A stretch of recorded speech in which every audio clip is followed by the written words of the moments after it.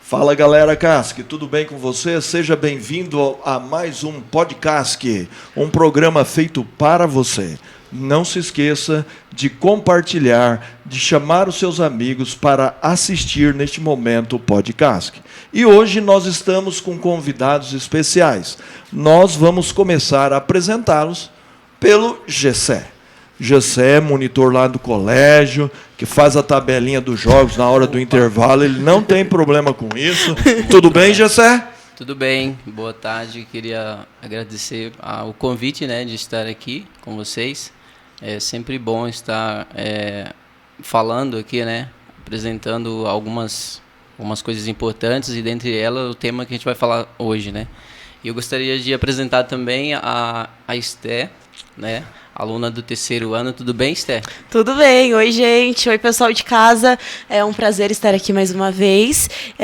E é muito bom ter vocês aqui. E eu vou apresentar agora uma outra convidada, nossa segunda convidada, que é a professora Cris, professora de História para o ensino médio e de ensino religioso para o fundamental. Seja bem-vinda, Cris. Obrigada. E obrigada pelo convite também. É muito bom estar aqui, né? Principalmente porque nós vamos falar do que é o melhor, que é a palavra de Deus. Então, mas antes da gente falar do tema, da palavra de Deus, a galera Casque quer conhecer vocês melhor. Então vai aí uma pergunta para a professora Cris. Opa. Professora Cris, se tem tempo livre, o que gosta de fazer? Lavar louça. Gosto de lavar louça, mas não é a minha ação preferida. Eu gosto muito de ler, gosto bastante, eu leio muito, sempre que posso. Gostaria de ter mais tempo de leituras, porque eu divido os tipos de leituras, gosto das leituras históricas, das leituras do que está se lendo hoje, gosto das leituras da Bíblia, lógico, dos livros gospel, eu gosto muito de ler.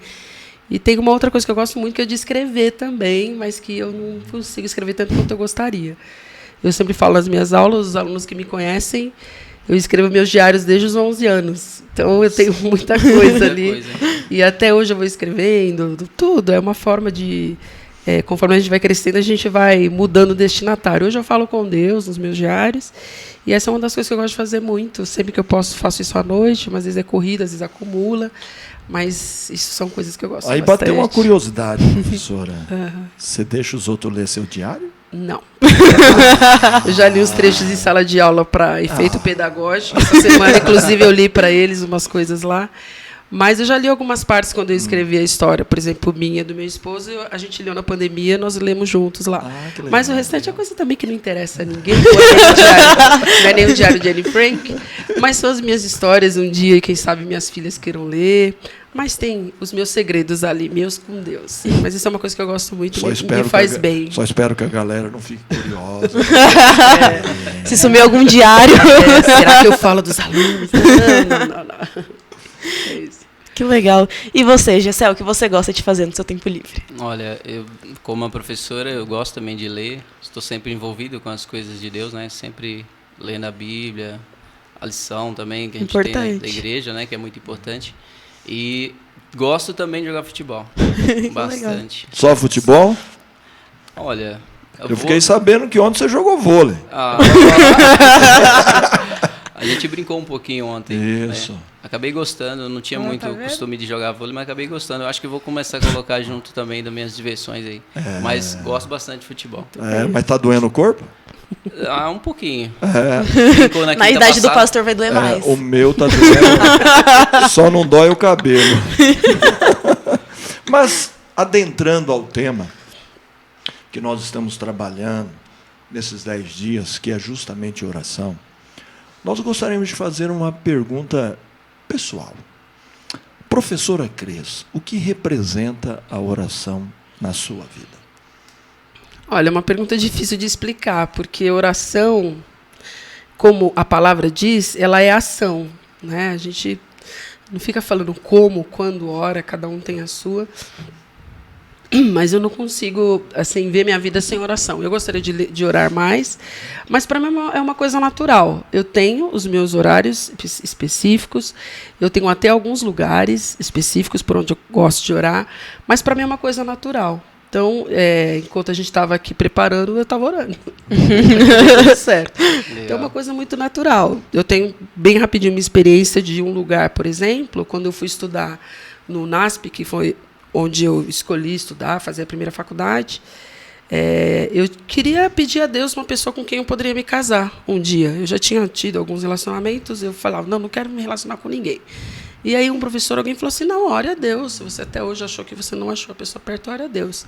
E aí eu reservei um lugar, que era uma sacada, que tinha lá no NASP, e ali era o meu lugar de falar com Deus só sobre isso. E eu orava a Deus, que Ele preparasse. Então isso foi uma coisa que me marcou muito. E aí agora, quando eu voltei lá no começo desse ano de 2023, eu descobri que a sacada não existe mais. Nossa. Mas que a oração foi atendida. Graças a Deus. Mas então, não chegou a orar para tirar a sacada, não. Não, orei só para Deus providenciar, preparar, Ele preparou. Mas é isso, às vezes você tem um lugar que pode ser marcante para você, né? Mas acho que a oração é uma coisa natural, é como um respirar, né? O tempo todo você está em oração. Acho que é isso. E para você, Gessé, a importância da oração na sua vida? A oração para mim tem uma importância muito grande, porque para mim a oração ela significa confiança, né? Fé e confiança em Deus, né? Eu tenho fé de que Deus existe, eu tenho fé que Deus está no céu, intercedendo por mim. Então, se eu tenho essa fé, eu oro e isso me traz confiança no Deus que eu acredito. Uhum. E assim, eu sempre busco estar orando, acredito que não sou como Daniel, né? Oro 3 vezes ao dia, mas eu procuro sempre estar orando, buscando a Deus, intercedendo pelos outros também. Só lembrando que Daniel orava 3 vezes especificamente em horários. Mas a gente pode orar 3 vezes fora do horário. Sem ser no mesmo horário. E sem ser no café, no almoço, na janta, né? 3 vezes o dia. Oração decorada. Esse daí fica rapidinho. Né? Eu oro 3 vezes. Eu lembro que a professora falando assim, eu vi um videozinho no... Acho que é Instagram. Reels? Não, é Reels, sei lá. Não entendo muito disso, tá, galera? Mas eu vi lá um pai orando e um bebezinho na cadeirinha com um pratinho de comida assim, ele com a mãozinha aqui no olho e ó. Essas orações na hora do almoço, que a professora está falando que são orações curtinhas, né? Uhum. A gente pode pensar que seja o exercício, né? Sim. Para orações mais demoradas, quem sabe? Sim. Exatamente. Bom, então agora a gente vai adentrar naquele texto especial de Jesus. Também. Jesus é apresentado de várias formas na Bíblia, né? E ele é apresentado como um homem de oração. Um homem que era submisso, que buscava a Deus para poder vencer as suas dificuldades. Mas nós temos uma oração lá em João 17, chamada Oração Sacerdotal de Jesus. E ali ele traz algumas coisas interessantes na sua oração. A primeira delas, eu gostaria de citar, e aí aqueles que quiserem fazer comentário, sinta-se à vontade. No verso 3 diz assim: e a vida eterna é esta, que te conheçam a ti, o único Deus verdadeiro, e a Jesus Cristo a quem enviaste. Neste texto está dizendo que a vida eterna é conhecer a Jesus. Parece um pouco diferente dos outros evangelhos. Como é que nós poderíamos entender isso dentro da nossa vida e da salvação em Cristo Jesus? É interessante que o ser humano depois, antes do pecado, ele vivia, né, em relacionamento com Deus. Deus é um Deus que se relaciona com suas criaturas. Mas depois do pecado, o ser humano acabou afastando de Deus, né? E ficou tão longe de Deus que foi preciso Deus enviar o seu Filho para que pudesse ter de volta esse relacionamento. Então, como o peixe fora da água, é o ser humano longe de Deus. Então, se o ser humano está longe de Deus, o ser humano não tem nenhum conhecimento de Deus. E então, a vida eterna, que é Jesus Cristo, que é Deus, ela só pode existir se nós estivermos em Deus. Entende? Com certeza. Todo dia, né? Acho que conhecer Jesus também, né? Todo dia a gente está conhecendo, por conta disso que ele falou lá do passado. A gente tem um vazio dentro da gente. Sim. E esse vazio a gente só preenche com esse Relacionamento. relacionamento que Com é essa eterno. comunhão. Com essa comunhão, exatamente. Eu acho interessante também pensar da seguinte forma. Você aceita presente de quem você não conhece? Alguém fica duvidando. quer te dar algo. Você aceita? É interessante. É interessante. A gente já pensa assim na pior. Se for uma bala, não aceita, de estranho. Mas vai que vem com o notebook, a gente tá mais... Mas se você não sabe, você vai ficar com o Fica pé meio atrás. receioso. Receio. João está focado no quê? Jesus te deu um presente, mas se você não conhecê-lo, você não aceita o presente. Quando você conhece a Jesus, você aceita o presente que ele quer te dar. E a vida eterna está ligada em conhecer. Se você não Exatamente. conhece, você não não aceita. tem o presente. Ah, a cruz. Ah, mas o que é a cruz? Para que é a cruz?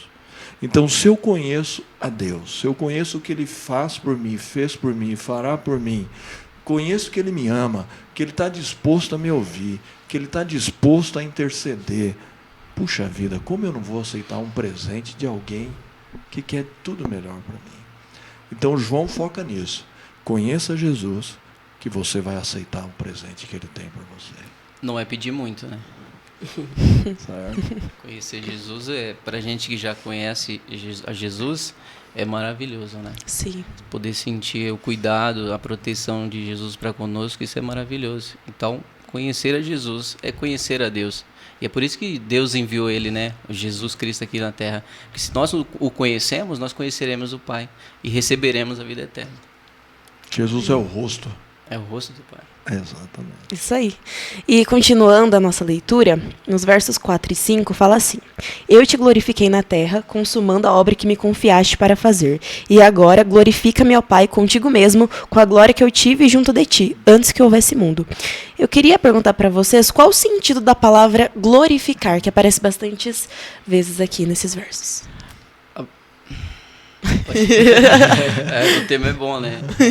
Eu achei interessante que ao Jesus fazer esse pedido ao Pai, ele está revelando quem ele é.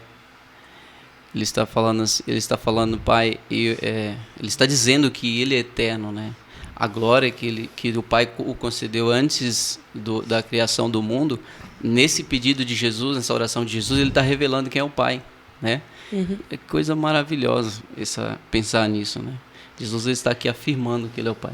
Sim. Porque aqui é interessante lembrar que Jesus ele está fazendo uma oração, ele está nos ensinando a orar, né? E ele aqui, ele divide a oração em 3 partes. Nessa primeira parte, ele está orando por ele, depois ele vai orar pelos discípulos, depois ele vai orar por nós. E aqui, quando ele está orando por ele, e é uma lição para a gente, né?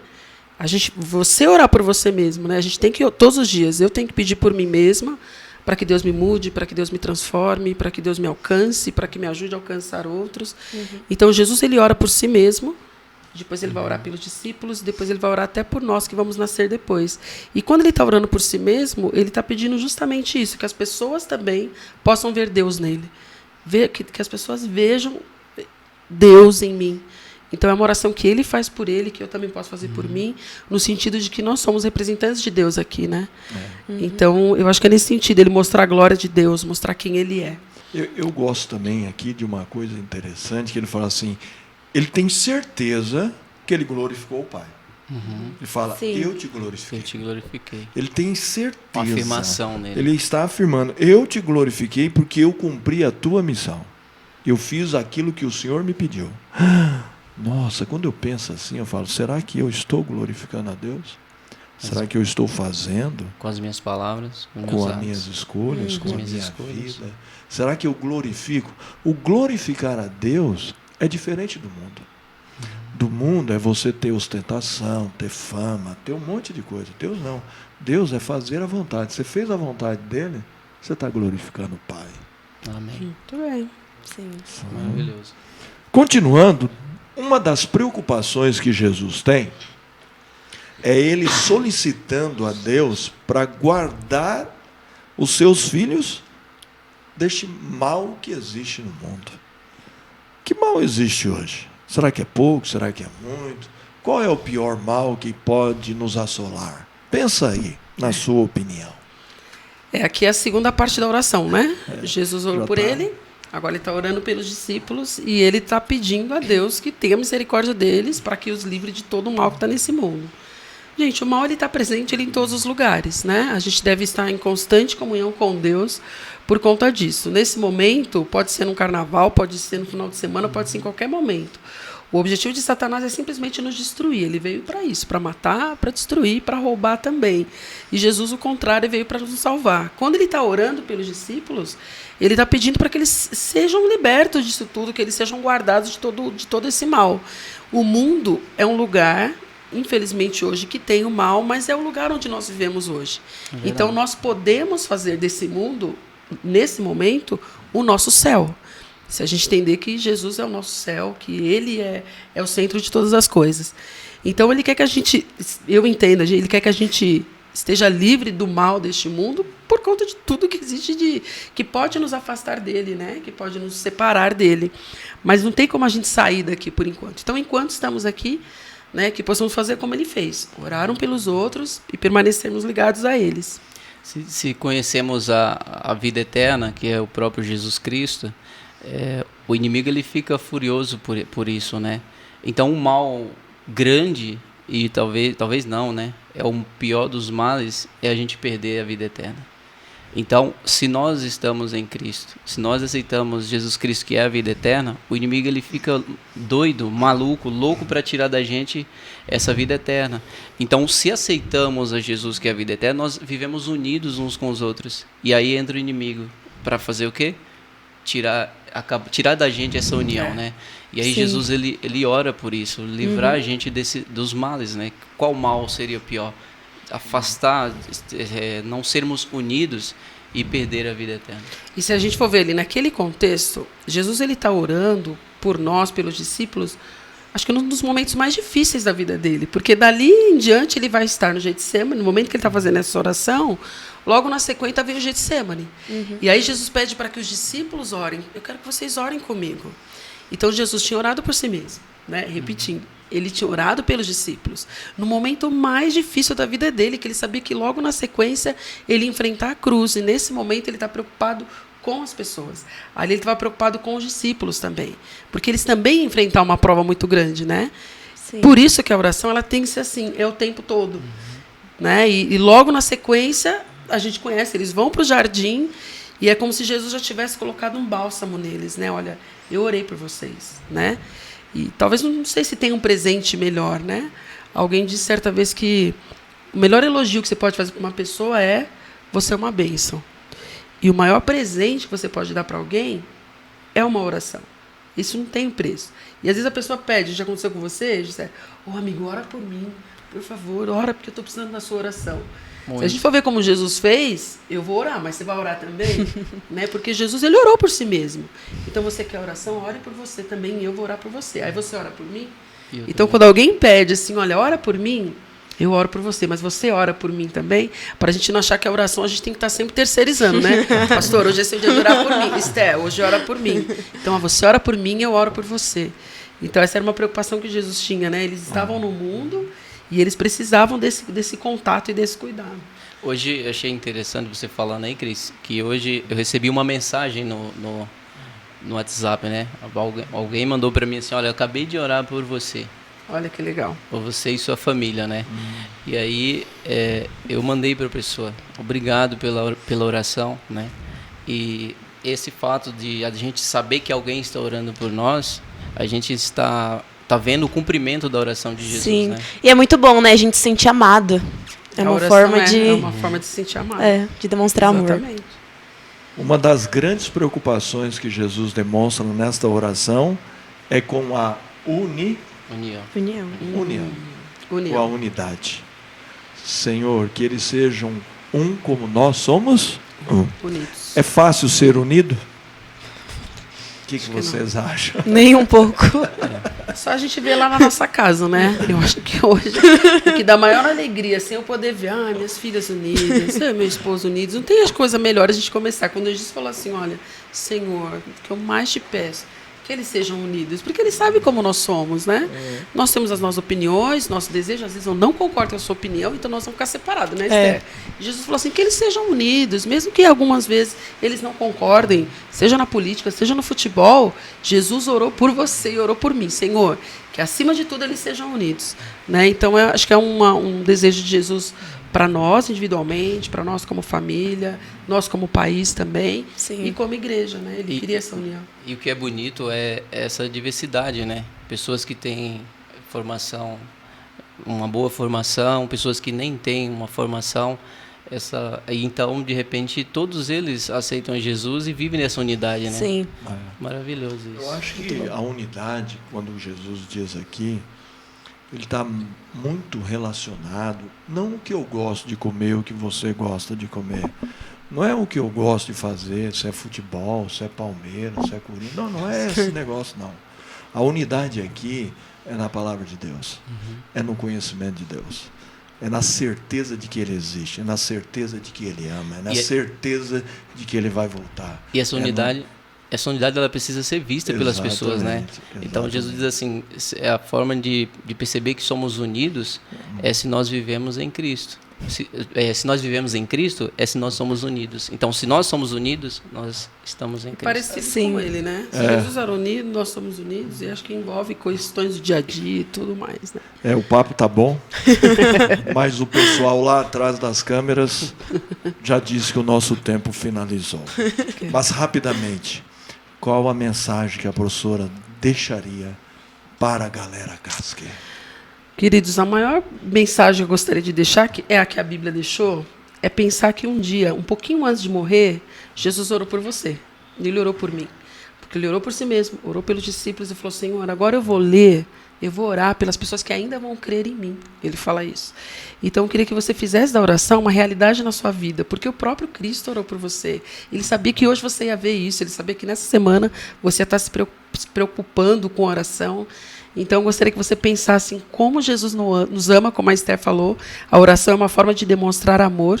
E Jesus demonstrou. E sabendo que naquele dia Ele orou por mim, um pouco antes de morrer, que Ele orou por você, isso realmente me deixa muito feliz. Eu acho que era com essa mensagem que você deveria ficar no seu coração hoje. Era isso. Amém.